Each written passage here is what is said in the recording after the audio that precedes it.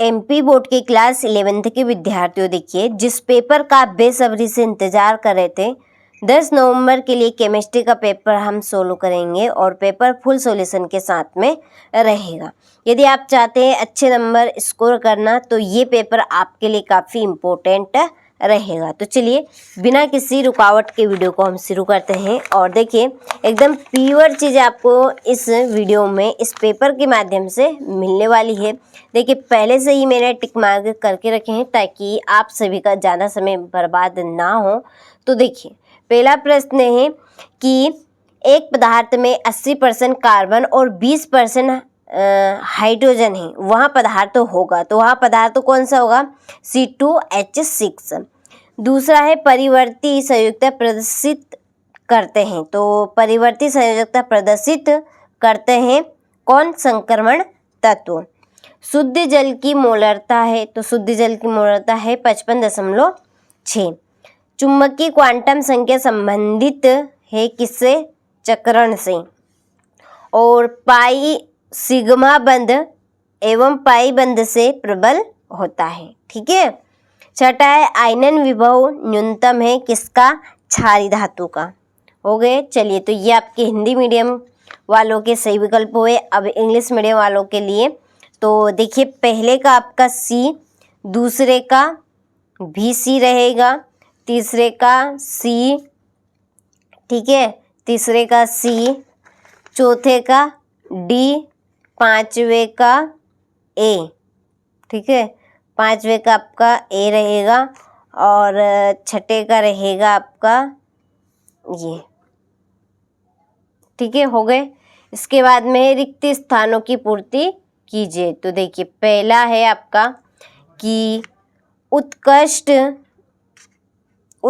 धातु की इलेक्ट्रॉन बंधुता खालिस्तान होती है, कैसी? 0। दूसरा है कि तत्वों के गुणों की क्रम से पुनः आवृत्ति को तत्वों की खालिस्तान कहते हैं, तो क्या कहते हैं?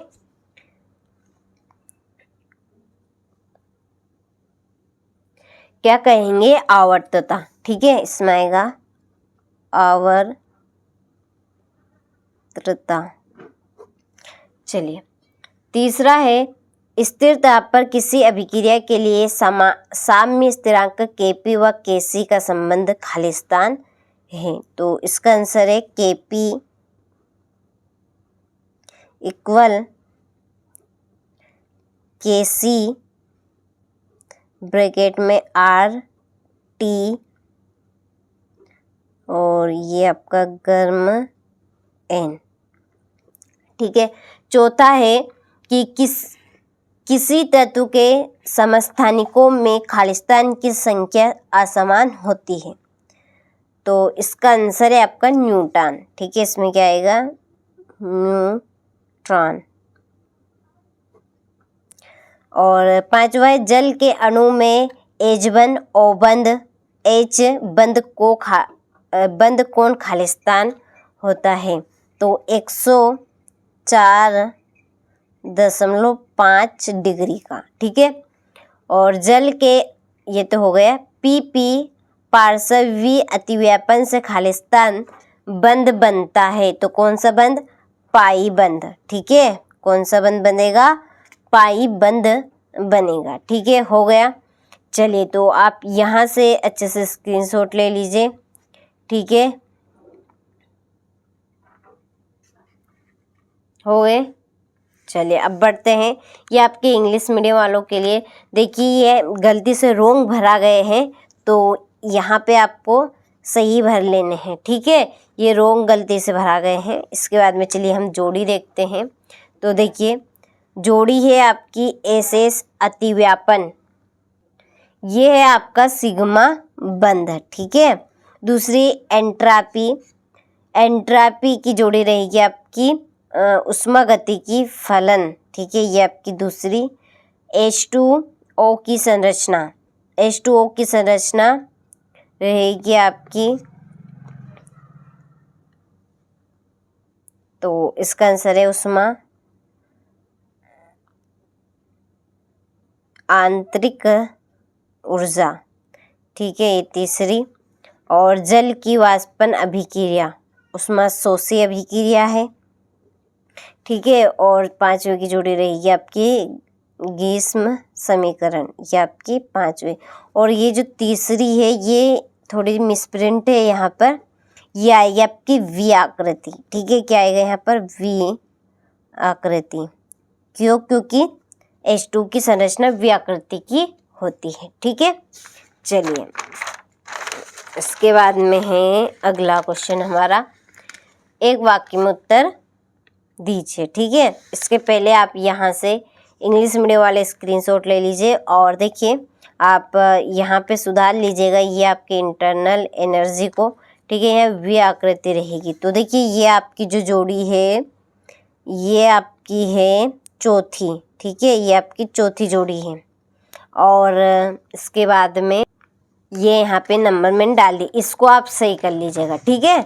चलिए अब बढ़ते हैं जोड़ी की एक वाक्य में उत्तर की ओर। तो देखिए बेंजीन अणु के प्रत्येक कार्बन में कौन सा संकरण पाया जाता है? तो sp², ठीक है। दूसरा है कि किस एंथैल्पी का मान सदैव ऋणात्मक होता है? तो कौन सी एंथैल्पी? दहन एंथैल्पी का, दहन एंथैल्पी का। तीसरा एंट्रॉपी क्या है? तो हम देखेंगे बाद में इसको।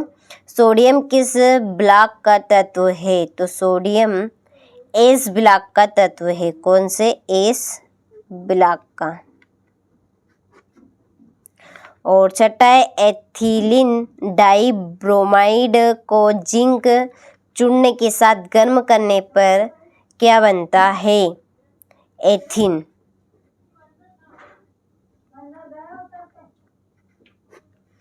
एथिन, ठीक है। चलिए तो यहाँ से आप स्क्रीनशॉट ले लीजिए। इसके बाद में ये आपके इंग्लिश मीडियम वालों के लिए। और देखिए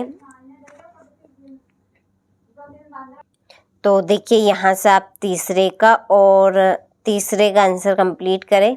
इसके बाद में ये आप इंग्लिश मीडियम वाले कंप्लीट करें, ठीक है, यहाँ से, ठीक है। चलिए अब बढ़ते हैं अगले प्रश्न की ओर। तो देखिए अगले क्वेश्चन में सत्य बताइए। तो देखिए पहला है कि 1 लीटर जल में H2O के मोलों की संख्या 55.5 मोल होती है, तो ये सत्य है। दूसरा है कैथोड किरणें धनावेशित कणों का प्रवाह करती है, तो ये असत्य है। धातुओं के संयोजकता कोश में केवल 1, 2 या 3 इलेक्ट्रॉन होते हैं, तो तीसरा आपका सत्य है, ठीक है। और चौथा आपका असत्य रहेगा, ठीक है। मैग्नीशियम परमैंगनेट में Mg की ऑक्सीजन संख्या +7 होती है, तो बिल्कुल सत्य है। एंट्रॉपी एक ऊष्मागतिकी फलन है, तो ये भी सत्य रहेगा, ठीक है। चलिए हो गए, स्क्रीनशॉट आप ले लीजिए। इसके बाद में है क्वेश्चन नंबर 5। तो देखिए ये इंग्लिश मीडियम वालों के लिए है, तो ये आपका राइट, ये रॉन्ग हो गया। चलिए ये राइट है, ये रॉन्ग, ये दोनों राइट है, ठीक है। चलिए हो गए। अब बढ़ते हैं छठे प्रश्न की ओर। तो देखिए द्रव्यमान संरक्षण का नियम क्या है? इस नियम की आधुनिक स्थिति क्या है? किसी विलयन की मोलरता को परिभाषित कीजिए। एनोड किरणें कैसे उत्पन्न होती है, उसके गुण बताने हैं। उत्कृष्ट गैसों की इलेक्ट्रॉन बंधुता शून्य होती है, क्यों? सिग्मा बंध और पाई बंध में अंतर बताने हैं, ठीक है। चलिए इसके बाद में आपका अगला है लुईस अम्ल एवं लुईस क्षार से आप क्या समझते हैं? उदाहरण सहित बताना है। एल्किन किस प्रकार की समावयवता दर्शाते हैं, ठीक है। क्रोमेटोग्राफी किसे कहते हैं? यहाँ से अच्छे से स्क्रीनशॉट ले और सारे प्रश्नों को अच्छे से कंप्लीट करें। ये आपका 16वां क्वेश्चन, किसी कार्बनिक यौगिक में सल्फर का परीक्षण किस प्रकार किया जाता है? एल्किन बनाने की प्रयोगशाला विधि का चित्र सहित वर्णन करना है। यहाँ से आप इन प्रश्नों को अच्छे से कंप्लीट करें, ठीक है। इसके बाद में ये आपका 20वां प्रश्न रहा ये, ठीक है। चलिए।